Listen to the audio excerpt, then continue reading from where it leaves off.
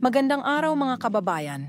Si Alice Guo, ang dating mayor ng Bamban, Tarlac, ay nahuli na sa Indonesia matapos ang mahigit isang buwan ng kanyang pag-eskapo mula sa Pilipinas.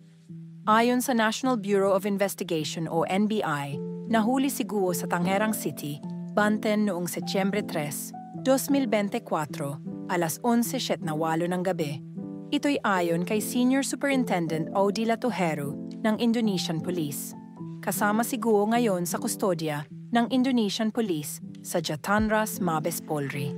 Ayon naman kay NBI Director Jaime Santiago, kasalukuyan ng pinag-uusapan ang pag-turnover kay Guo sa Bureau of Immigration at sa NBI upang masigurong haharap siya sa mga kaso laban sa kanya. Si Justice Secretary Boying Remula ay nagpahayag din ng kasiyahan sa pagkakahuli kay Guo. Sinabi niya na ang pag-aresto ay isang patunay sa walang sawang pagsisikap ng ating mga law enforcement agencies at sa lakas ng international cooperation upang mapanagot ang mga fugitives sa kanilang mga nagawang krimen. Ang susunod na hakbang para kay Alice Guo ay magiging mahigpit na pag-aasikaso ng legal na proseso upang masigurong mabibigyan ng hustisya ang lahat ng involved. Ano sa tingin niyo mga kababayan? Mag-comment lang sa baba at pag-usapan natin ito.